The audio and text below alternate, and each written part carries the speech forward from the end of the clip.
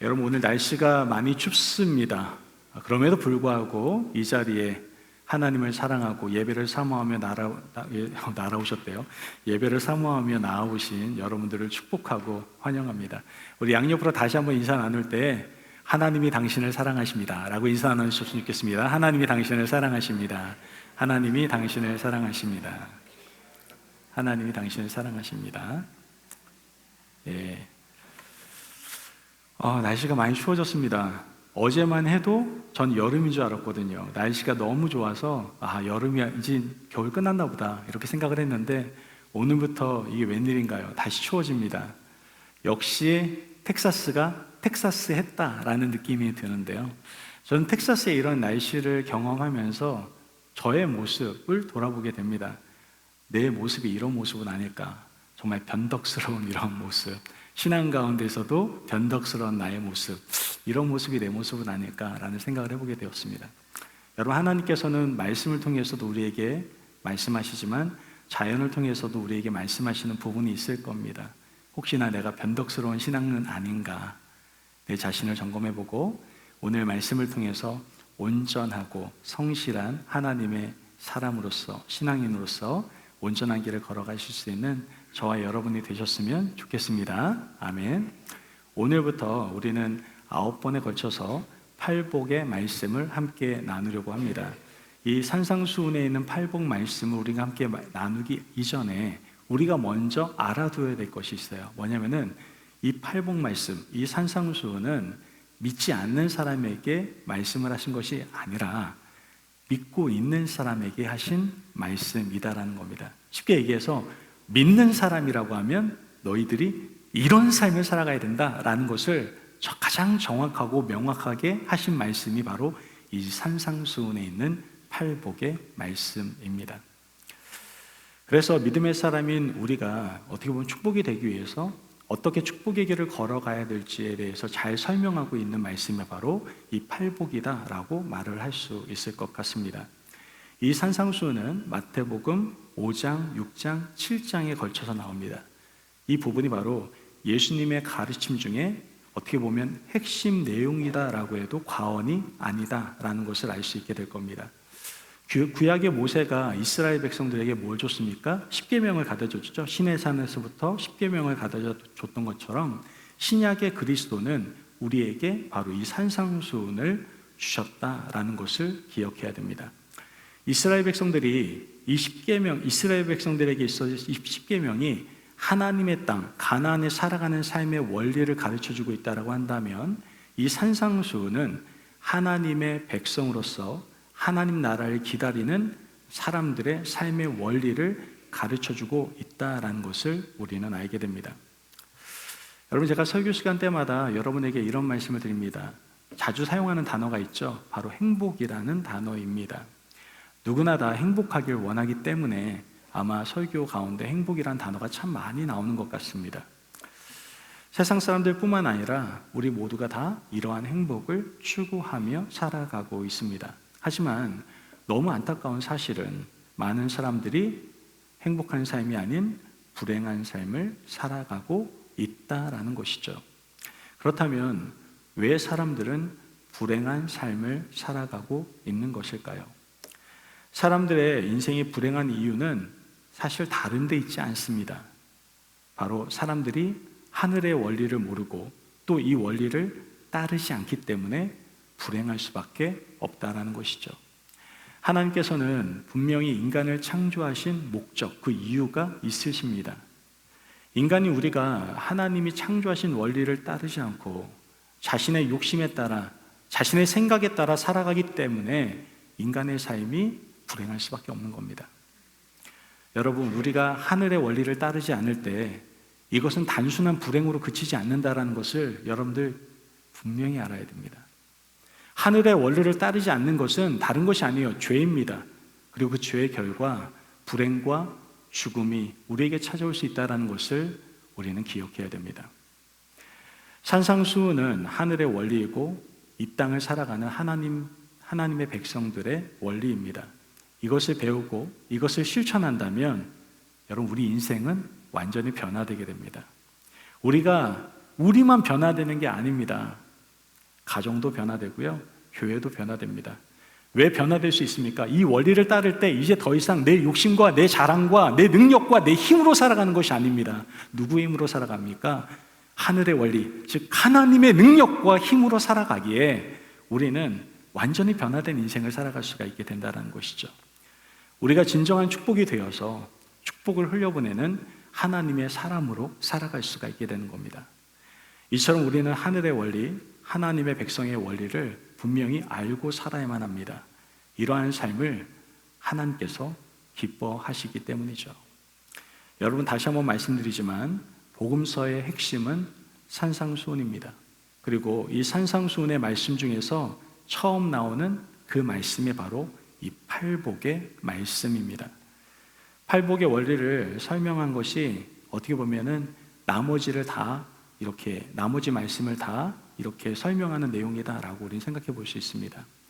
산상수훈의 팔복은 시작하면서 우리에게 분명히 복이 무엇인지를 알려주고 있습니다. 여러분, 복이 무엇이라고 생각하십니까? 여러분, 복이 뭘까요? 갑작스러운 행운이 찾아오는 것이 복입니까? 뭐 로또를 받는다거나, 아니면 내가 코인을 샀는데 갑자기 코인의 주가가 막 올랐다거나, 아니면 드라마에서 나올 만한 내가 신데렐라가 됐다거나, 이런 게 복입니까? 아니면 건강하게 오래 사는 게 복입니까? 원하는 것을 소유하는 것이 복입니까? 자녀가 성공하는 것이 복입니까? 이 모든 것은요, 진정한 복이 아닙니다. 성경에서는 분명히 우리에게 복에 대한 말씀에 대해서 분명하게 말씀해 주고 있습니다. 복은 바른 관계다라고 말씀을 하고 있어요. 복이 뭐라고요? 바른 관계다라고 말씀하고 있다는 것이죠. 이건 성경뿐만 아니라 세상에서도 이 원리를 알고 있는 것 같습니다. 그래서 커뮤니케이션 관련된 학과라든가 그러한 학문에 대해서 중요성을 알고 있는 사람은 이 세상에서 가장 의미 있고 가치 있고 행복한 삶을 살기 위해서는 관계가 좋아야 된다라고 이렇게 말을 하거든요. 이것이 어떻게 보면 성경에서부터 나온 것 같아요. 성경은 분명히 말합니다. 복은 바른 관계다라고 말하고 있거든요. 그렇기 때문에 산상수훈에 나오는 8가지의 복은 인간이 지켜야 될 바른 관계를 설명하고 있다라는 것을 우리는 알 수가 있게 될 겁니다. 우리가 반드시 알고 지켜야 될 바른 관계는요, 3가지로 한번 요약해서 말씀드릴 수가 있습니다. 첫 번째가 바로 하나님과의 관계고, 둘째는 사람과의 관계이고, 셋째는 자신이 하는 일과의 관계입니다. 이 3가지의 관계가 만약에 잘 정립되어 있다고 한다면요, 그 사람은 행복하고 기쁨이 넘치고 늘 보람 있는 삶을 살 수가 있게 될 겁니다. 그러나 이 3가지 관계 중에 어느 것 하나라도 깨어진 사람이 있다고 한다면 죄송하지만 그 사람은 불행한 삶을 살아갈 수밖에 없다는 것이죠. 팔복에서 처음 나오는 4가지의 복, 심령이 가난한 자, 애통하는 자, 온유한 자, 의에 줄이고 목마른 자, 이것은 하나님과의 관계에 대해서 설명하고 있고요. 다음으로 이어지는 2가지, 긍휼히 여기는 자, 마음이 청결한 자, 이것은 사람들과의 관계에 대해서 설명하고 있습니다. 그리고 나머지 2개, 화평케 하는 자, 의를 위하여 핍박하는 자, 이것은 자신이 하는 일과의 관계를 설명하고 있음을 우리는 앞으로 팔복의 설교를 통해서 알 수가 있게 될 겁니다. 우리는 팔복을 통해서 먼저 우리가 맺고 있는 이 관계를 돌아볼 필요가 있습니다. 이 3가지 관계를 잘 정립해야 팔복이 잘 이해될 수가 있는 겁니다. 우리가 팔복을 이해해야 앞으로 우리가 산상수훈이라는 5장, 6장, 8장에 대한 말씀을 읽게 될 때 더 잘 이해할 수가 있게 된다는 것이죠. 자, 그렇다면 우리가 잘 정립해야 될 첫 번째 관계가 무엇입니까? 앞서 말씀드린 바와 같이 하나님과의 관계입니다. 누구하고의 관계요? 하나님과의 관계예요. 여러분, 지금 삶에 만족하고 계십니까? 만족하시는 분들 한번 손 한번 들어봐 주세요. 감사합니다. 몇 분 안 드셔서. 이럴 때 다 드시면은 제가 되게 당황할 수 있거든요. 물론 다 행복하시고 만족스러우실 건데 표현을 못 하시는 거잖아요. 제가 그 마음 다 압니다. 자, 어찌됐든 여러분 삶에 만족하고 계실 거라고 생각하는데 모두 다는 아닐 수도 있을 겁니다. 또 어떤 사람들은 신앙적인 갈등을 하고 있을 수도 있고 물질적인 어려움이나 인간관계에 어려움을 가지고 있는 사람도 있을 겁니다. 이러한 일이 있을 때 우리는 이러한 이유를 여러 가지 상황과 환경에서 그 문제의 답을 찾으려고 한다는 겁니다. 하지만 이러한 어려움이 있는 근본적인 이유는 거기에 답이 있지 않습니다. 이렇게 어려움이 찾아오는 근본적인 이유는 바로 하나님과의 관계가 흔들리고 있기 때문임을 우리는 알아야 된다는 겁니다. 저는 참고로 식물을 잘 키우지 않습니다. 그런데 제가 굳은 마음을 가지고 요즘 식물을 키우고 있습니다. 제 사무실에 와보면 아시겠지만 이렇게 화분이 하나 있어요. 제가 원래 화분을 안 키웁니다. 제가 선인장도 죽이는 사람이거든요. 네, 그 정도로 제가 식물을 키우는 걸 너무 힘들어합니다. 네, 제가 이 식물을 잘 모르지만 분명한 한 가지 사실을 제가 식물을 키우면서 알 수 있습니다. 그것은 물을 주지 않거나 여러 가지 여건이 되지 않아서 이 식물이 죽게 되는 이유는 결국 뿌리가 썩어서 죽게 되더라라는 겁니다. 이것이 단순한 자연의 원리이지만 우리 인생의 원리도 같다라고 생각할 수 있습니다. 왜 인간관계에 어려움이 있는가? 다른 게 아니에요. 여러분의 뿌리가 잘못되어 있기 때문에 그렇습니다. 왜 우리가 세상으로부터 고통당합니까? 뿌리가 병들었기 때문에 그런 겁니다. 그렇다면 뿌리가 무엇입니까? 다른 게 아닙니다. 하나님과의 관계다라는 것이죠. 우리와 하나님과의 관계가 절대 의존적인 관계가 되어야 되는데 그렇지 않기 때문에 어려움을 당하고 있는 겁니다. 그렇다면 절대 의존의 관계라는 것은 무엇을 이야기하는 것일까요? 그것은 어머니의 태중에 있는 아기와 어머니의 관계를 의미한다라고 우리는 생각해 볼 수 있습니다. 아기는 어머니를 어떻게 해요? 태중에 있을 때 절대적으로 의존합니다. 난 내 멋대로 살 거야 하면 탯줄 잘라버리면 스스로 죽어요. 그죠? 절대 의존의 관계가 되어야 됩니다. 어머니 없이는 살 수가 없습니다. 어머니에게 있어서 자신의 태중에 있는 아기도 자신의 몸입니다, 사실. 그래서 히브리어로 이 영어 mercy라는 단어가 있잖아요. 그걸 히브리어로 헤세드라고 얘기하는데 이 헤세드의 뜻이 뭐냐면은 어머니의 자궁입니다. 어머니의 자궁. 절대 의존을 다른 말로 표현하면 어떻게 보면 절대적인 사랑이다라고 우리는 생각해 볼 수 있는 것이죠. 여러분, 진실한 사랑, 그 사랑은 무엇입니까? 바로 하나가 되는 겁니다. 우리가 성찬을 하면서 떡과 피를 나누면서 제가 뭐라고 말씀드리죠? 이젠 그리스도와 한 몸으로 하나 됩니다. 참여하게 됩니다. 라고 얘기하잖아요. 진실한 사랑은 다른 게 아닙니다. 하나가 되는 겁니다. 그 둘이 하나가 되는 겁니다. 하나가 된다는 것은 서로가 생명으로 연결되어 있다는 것을 말하고 있다는 거예요. 서로 철저하게 의존하며 존재하고 있다는 겁니다. 사람과 하나님의 관계는 바로 이러한 관계가 되어야 한다는 것이죠. 요한복음 15장 4절 말씀을 보면 뭐라고 얘기합니까? 같이 한번 읽어볼까요? 요한복음 15장 4절입니다. 내 안에 거하라 나도 너희 안에 거하리라. 가지가 포도나무에 붙어있지 아니하면 스스로 열매를 맺을 수 없음같이 너희도 내 안에 있지 아니하면 그러하리라. 아멘. 여러분, 이러한 관계가 모든 관계의 뿌리가 됩니다. 그런데 뿌리가 병이 드니까 잎도 병이 들 수밖에 없는 겁니다. 여러분, 우리의 인생의 문제를 해결하려면 다른 방법이 없어요. 우리의 뿌리를 강하게, 단단하게 강화시켜야 됩니다. 즉 하나님과의 관계를 더욱더 친밀하게 강화시켜 나갈 수 있어야 된다는 것이죠.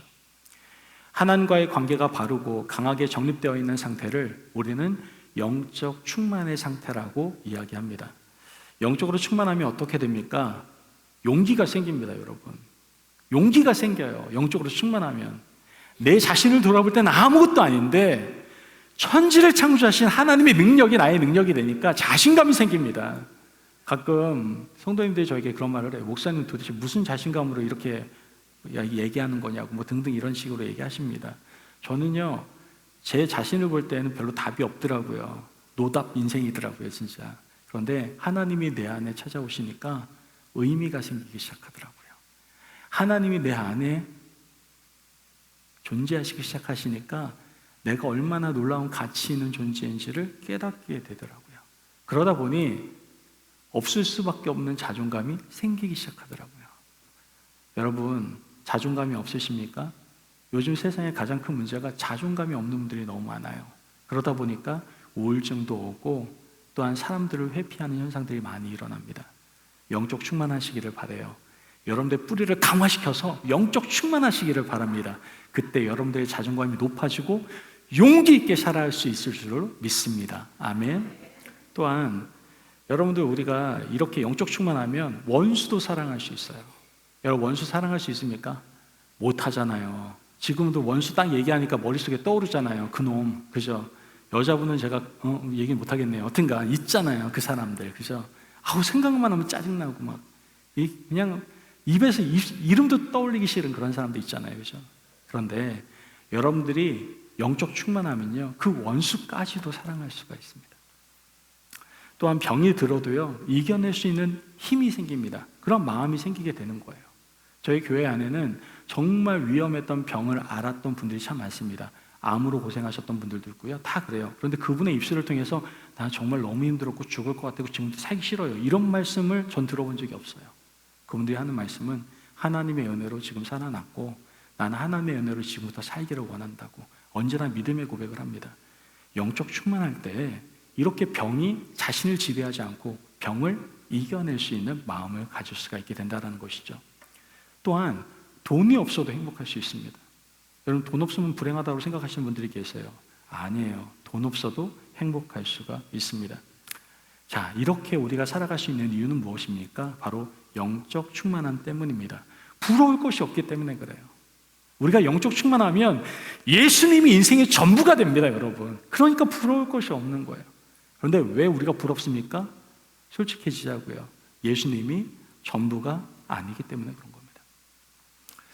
최근에 우리 우스택 전사님이 찬양 인도하면서 자주 부르던 찬양이 갑자기 떠오르더라고요. 그 찬양이 뭐냐면은 사람을 보며 세상을 볼 땐 만족함이 없었네.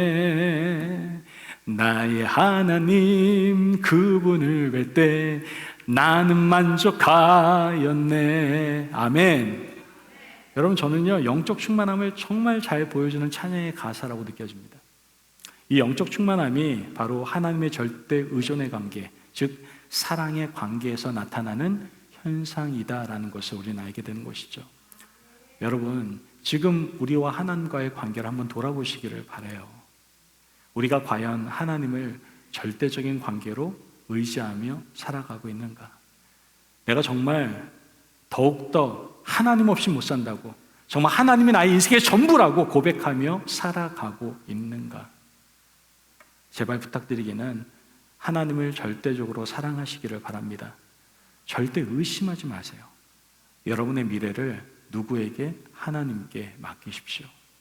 엉뚱한 곳에 가서 제발 도움의 손길을 펼치지 마시고 하나님만이 우리의 도움이심을 늘 믿음으로 고백하시기를 바랍니다. 하나님과 깊은 영적 관계를 맺을 때 우리 인생의 뿌리가 단단해지고 굳건해지고 강화될 수 있는 겁니다. 하나님과의 관계를 강화하는 방법이 바로 팔복의 첫째부터 네 번째까지의 복입니다. 그것을 우리는 다음 주부터 함께 다루게 될 겁니다. 그러므로 하나님과의 절대적인 사랑의 관계를 가지시고 우리 인생의 뿌리를 단단하게 굳건하게 강화시킬 수 있는 저와 여러분이 되시기를 바랍니다. 아멘. 우리가 함께 잘 정립해야 될 두 번째 관계는 바로 사람과의 관계입니다. 팔복에서 말하는 두 번째 관계는 사람 사이의 관계를 말하고 있어요.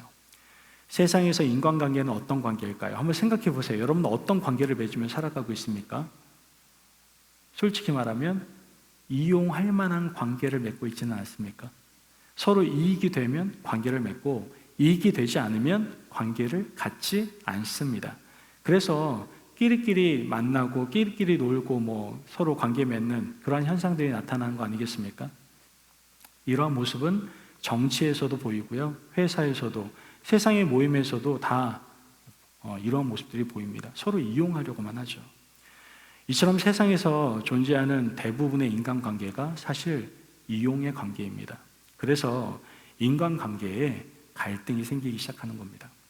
심지어 가장 아름다운 관계라고 하는 남편과 아내의 관계조차도 이용의 관계로 전락하는 모습을 보게 됩니다. 그러다 보니 남편 또는 아내가 자신의 기대에 미치지 못하고 자신의 목표에 방해가 된다라고 한다면 남편이나 아내를 언제든지 교체해버리거나 아니면 버려버리는 그런 일들이 발생하지 않습니까? 여러분, 우리가 반드시 기억해야 될 것은 하나님께서 원하시는 인간관계는 이용하는 관계가 아니다라는 겁니다. 그렇다면 하나님께서 우리에게 주시는 인간관계는 어떤 관계입니까? 바로 돕는 배필의 관계입니다. 즉 돕는 배필의 원리를 우리에게 말씀해 주고 있는 것이죠. 이러한 인간관계의 원리는 아담과 하와를 창조하시면서 우리에게 보여주고 계십니다. 창세기 2장 20절 말씀을 같이 보면 아담이 모든 가축과 공중의 새와 들의 모든 짐승에게 이름을 주니라. 아담이 돕는 배필이 없으므로, 이렇게 얘기합니다. 아담과 하와를 만드시면서 서로의 관계를 규정하셨습니다. 서로 돕는 배필로 살라고. 돕는 배필이란 히브리어로 에제르 케네그도라는 단어입니다. 에제르 케네그로. 이 단어는 인간은 서로 돕는 마음으로 살아야 한다라는 의미입니다. 여러분, 불행한 가정을 가만히 살펴보면 사실 서로 도우려고 하지 않습니다. 부부가 서로 이용하려고만 하고 진심으로 도우려고 하지 않아요. 또한 부모가 자녀를 이용하고 자녀가 부모를 이용하려고만 합니다. 여러분, 가만히 생각해 보면 아내가 왜 남편에게 화를 냅니까? 남편에게 바라는 게 많기 때문에 그렇습니다. 이 말을 다른 표현으로 하면 이용하려고 하니까 그런 겁니다. 왜 청소 안 하냐? 왜 설거지 안 하냐? 왜 누워서 너는 TV만 보냐? 뭐 이런 말들 하잖아요. 이 얘기는 뭐예요? 넌 나를 도와줘야 돼. 그 이용으로 생각하는 겁니다. 남편도 질 수 없죠? 남편도 마찬가지로 얘기합니다. 아내에게 바라는 것들을 줄기차게 얘기하기 시작하죠. 이런 관계는 잘못된 관계이고 하나님께서 기뻐하시지 않는 관계다라는 겁니다. 도대체 결혼은 왜 하는 겁니까? 이용하기 위해서가 아니라, 자신의 목적을 이루기 위해서가 아니라 상대방을 돕기 위해서다라는 것을 여러분 기억하셔야 됩니다. 상대방의 부족함을 채우기 위해서 우린 결혼하는 것이지 완벽한 사람이 서로 결혼하는 것이 아니다라는 거예요. 그러니까 싸우는 것은 당연하다, 당연하지 않다? 당연한 겁니다. 싸우면서 서로 도우시면 되는 겁니다. 복음성가 중에 당신은 사랑받기 위해 태어난 사람이라는 찬양이 있습니다. 잘 아시죠? 당신은 사랑받기 위해, 이 찬양 아시잖아요, 그죠? 근데 우리는 이 찬양을 보면서 그래, 나는 사랑받기 위해 태어났어, 이렇게 생각하면서 은혜 많이 받으시는 분들이 계세요. 저는 그 찬양을 받으면서 은혜 많이 받으시라고 얘기하고 싶습니다. 하지만 동시에 사람과의 관계에서는 돕기 위해 태어난 사람이다라는 것도 절대로 잊으셔서는 안 된다라는 겁니다. 이것이 하나님께서 하와를 만드시고 주신 진리입니다. 너는 돕는 배필이 되어라. 이것이 바로 인간관계의 기본이고 성경의 원리입니다. 여러분, 사람들을 도우려는 마음을 가지시기를 바랍니다. 시켜서 억지로 돕지 마시고 자발적으로 도우시기를 바랍니다. 어떻게 보면 교회는 언제나 여러분의 도움을 필요로 하고 있습니다. 또한 선교지도 여러분의 도움을 필요로 하고 있죠.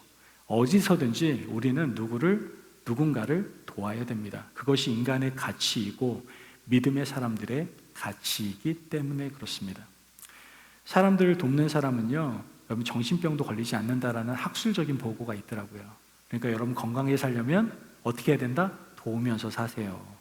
심리학적으로도 그렇고 사회학 연구에도 그렇고요, 사람을 돕는 행동이 정신건강에 굉장히 중요한 역할을 한다라는 보고서가 나왔어요.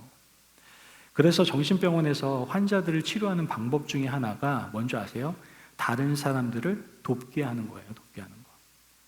사람을 도울 때 여러분, 사실 알고 보면 우리에게 행복이 찾아올 수 있습니다.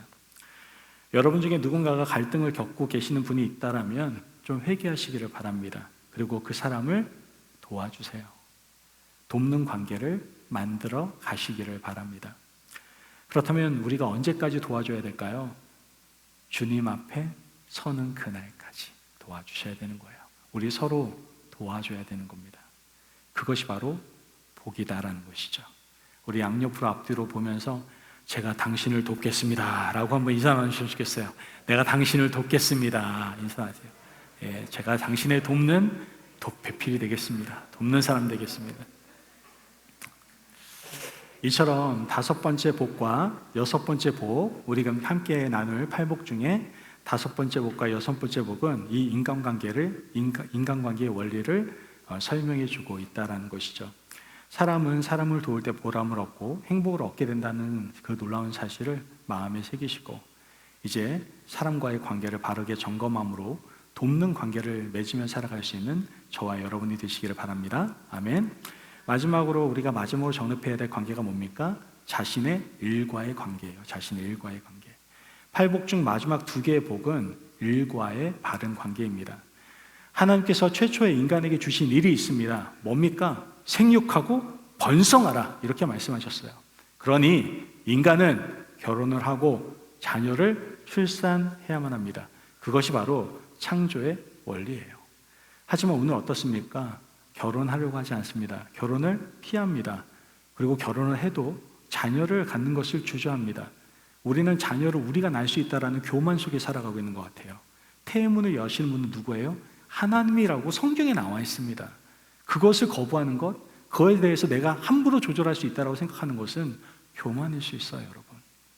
이것은 창조의 사명을 무시하는 겁니다. 이처럼 생육하고 번성하라는 것과 함께 하나님께서 우리에게 또 다른 명령을 주십니다. 그게 뭡니까? 다스리라는 거예요, 다스리라는 것. 에덴 동산을 다스리라고 말을 하죠.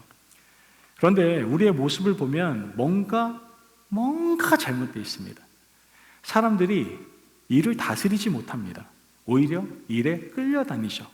공부에 끌려다니고 사업에 끌려다니고 목사는 목회에 끌려다닙니다. 일과의 관계가 지금 뭔가 잘못되어 있는 겁니다. 사람이 일에 끌려다니면 안 됩니다. 사람이 일을 어떻게 해야 돼요? 다스려야 되는 거예요. 다스려야 되는 거. 여러분, 일을 다스리기 위해서 꼭 필요한 것이 있습니다. 그것은 바로 그 일의 의미를 찾는 겁니다. 의미를. 어떤 의미입니까? 하나님께서 나에게 그 일을 시키신 이유를 생각하는 겁니다. 그래서 그 일을 통해서 하나님께 영광을 돌리는 것이죠. 그것이 우리가 하는 일에서의 의미입니다. 이것을 알지 못하면은 내가 하는 일에 불평이 많이 쏟아져 나올 수밖에 없고요. 지칠 수밖에 없고 힘들 수밖에 없어요. 의미를 아셔야 돼요. 자기의 일에 대한 의미. 고린도전서 10장 31절에서 이렇게 얘기합니다. 그런즉 너희가 먹든지 마시든지 무엇을 하든지 다 하나님의 영광을 위하여 하라. 아멘. 여러분, 공부를 해도 사업을 해도 일을 해도 목회를 해도 하나님께서 왜 나에게 그 일을 시키시는지를 알아야 우리는 의미 있는 삶을 살아갈 수가 있는 겁니다. 그것을 알아야 그 일을 통해서 하나님께 영광을 돌릴 수가 있게 된다는 것이죠. 그럴 때 그 일에 의미가 생기기 시작하는 겁니다. 그 일의 의미를 찾으면 이제 더 이상 일에 끌려다니지 않습니다. 그 일이 기쁨이 되고 보람이 될 수 있다는 것이죠. 우리가 하나님을 위해서 그리고 하나님께 사랑하는 사람들을 위해서 일을 하면 여러분 보람이 있습니다. 하나님이 주시는 기쁨이 우리 가운데 찾아오게 됩니다. 여러분이 하시는 일이 하나님을 위한 일이 되게 하시고 하나님께 사랑하시는 사람들을 위한 일이 되게 하시기를 바랍니다. 지금 하는 일 속에서 제발 부탁드립니다. 반드시 의미를 찾으십시오. 그럴 때 여러분의 인생이 행복할 수 있습니다.